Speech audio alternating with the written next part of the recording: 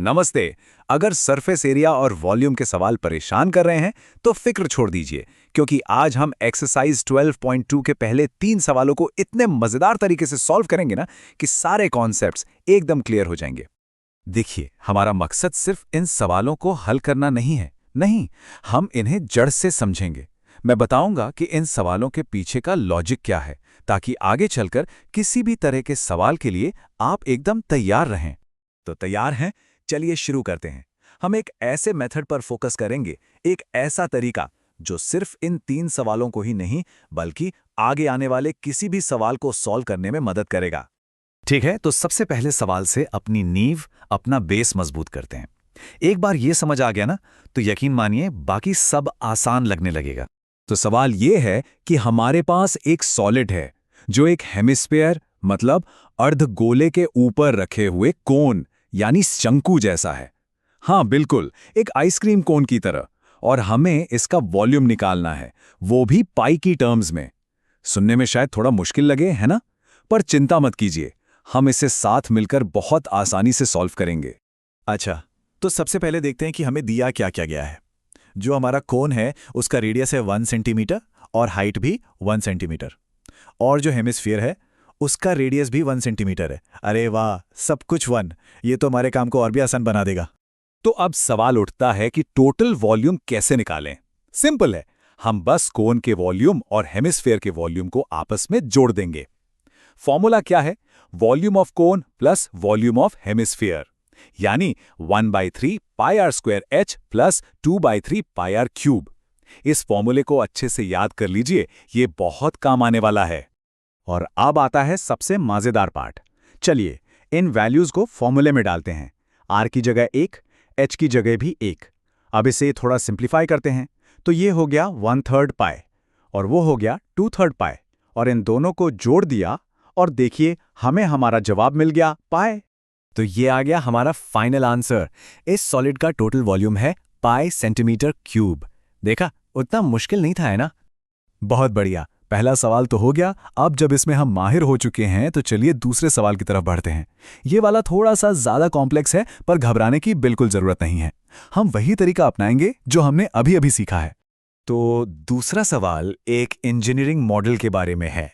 ये मॉडल एक सिलेंडर जैसा है जिसके दोनों सिरों पर एक एक कोन लगा हुआ है। कुछ एक कैप्सूल या रॉकेट जैसा समझ लीजिए। और हमें पता ये करना है कि इस मॉडल के अंदर कितनी हवा आ सकती है। ये एक मजेदार चैलेंज है।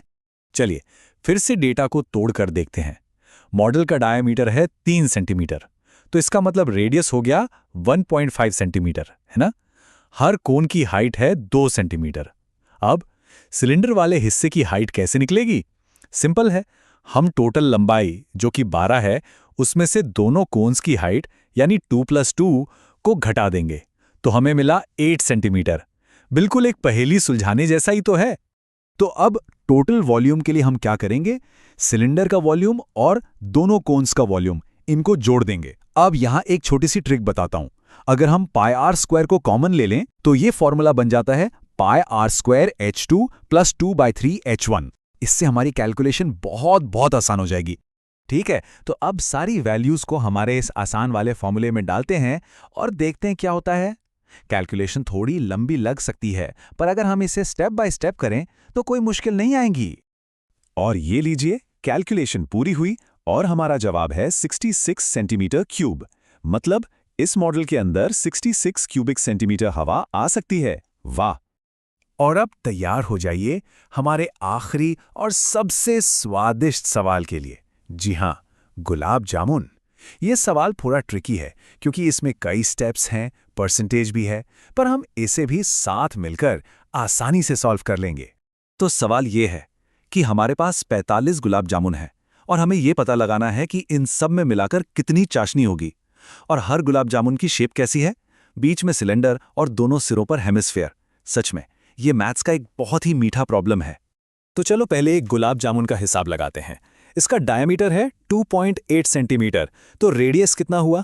1.4 सेंटीमीटर।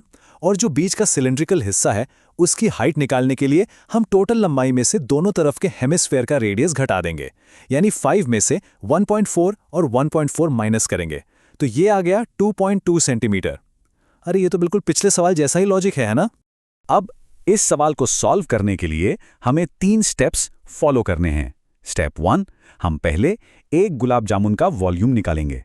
स्टेप 2, फिर हम 45 गुलाब जामुनों का टोटल वॉल्यूम निकालेंगे। और स्टेप 3, आखिर में हम निकालेंगे चाशनी का वॉल्यूम, जो कि टोटल वॉल्यूम का 30% है। बढ़िया प्लान है। और ये आ गया हमारा फाइनल आंसर।